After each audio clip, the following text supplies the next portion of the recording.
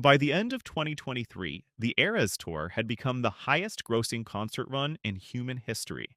It generated over $1 billion in revenue, triggered seismic activity in local cities, and established its star as a dominant economic force in the global music industry. Yet 4 years earlier, the most successful artist on the planet discovered that despite her massive success, she did not actually own her own music. In June 2019, an executive named Scooter Braun, a manager Taylor Swift considered an industry nemesis, purchased her former record label. With that single $300 million corporate transaction, he acquired the exclusive rights to her first 6 albums. This creates a terrifying paradox for any creator. You can reach the absolute peak of global fame, but if an enemy owns the rights to your past, your entire life's work is held hostage. This diagram shows how a standard music industry contract operates. A record label provides the upfront funding and promotion necessary to launch a young, unproven artist.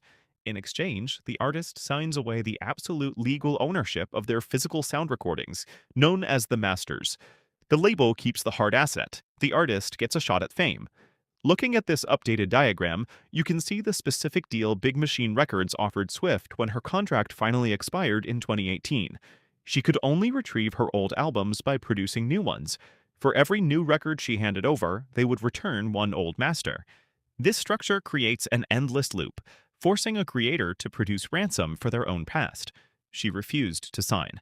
In a risky move, she walked away from her entire musical legacy, leaving her childhood songs behind, to sign a new contract with Republic Records, where she would legally own everything she created from that day forward. Her departure exposed a harsh truth about the music business. The legal architecture of the industry is explicitly designed to perpetually separate creators from the long-term value of their own labor. To understand how she thought back, we have to look at how she was built. Growing up on a Pennsylvania Christmas tree farm, she was an outsider at school. She found an escape by learning 3 chords on a guitar from a local repairman. Instead of being manufactured in a boardroom, she used songwriting to process teenage isolation, making her the primary author of her own identity. Those raw, highly personal lyrics fueled her rise. She didn't rely on massive teams of writers to produce her early hits. Her ability to translate specific emotional pain into universal anthems pushed her from a country music prodigy directly into a global superstar. But massive visibility brought massive vulnerability. At the 2009 MTV Video Music Awards, another artist stormed the stage and hijacked her acceptance speech. It was a public humiliation that proved her narrative could be snatched away at any moment. 7 years later, the public attack's breaking point.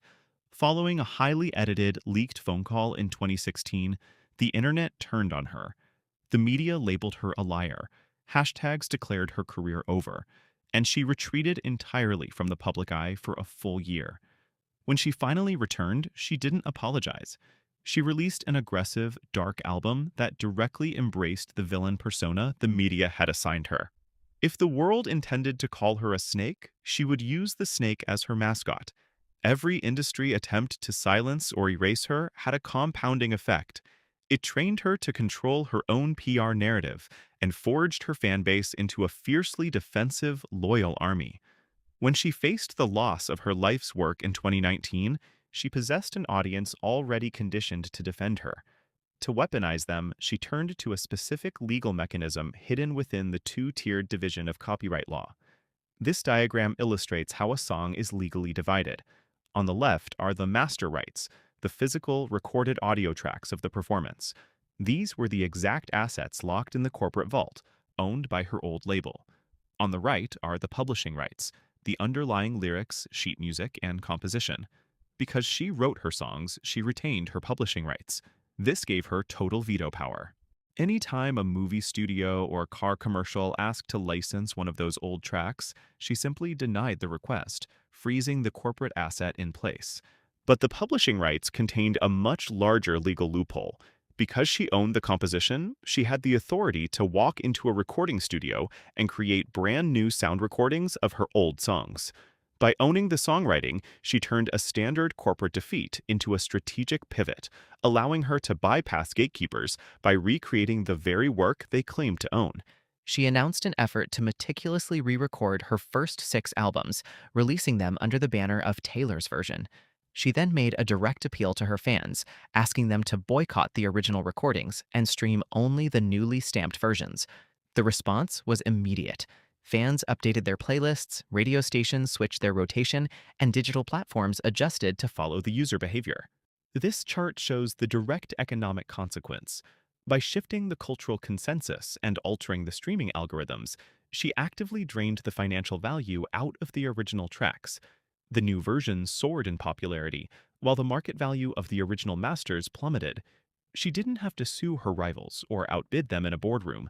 She eliminated their leverage through pure market force, weaponizing her audience to devalue the investment. A moment of wonder. In early 2024, she stood on the Grammy stage to accept her fourth Album of the Year award. It was a final vindication of her independent era and her grueling re recording strategy. She began as a teenager on a Pennsylvania farm, constrained by a Nashville label system designed to own the artist's output. By the time she finished re recording her past, she had demonstrated that the value of an artist's work remains with the creator, not the physical tape. Her rebellion established a critical precedent.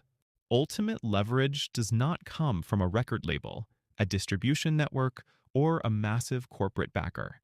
It relies entirely on a direct, unbreakable relationship with the audience.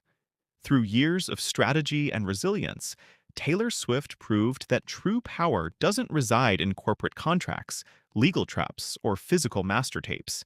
It resides in the uncompromising ownership of one's own voice.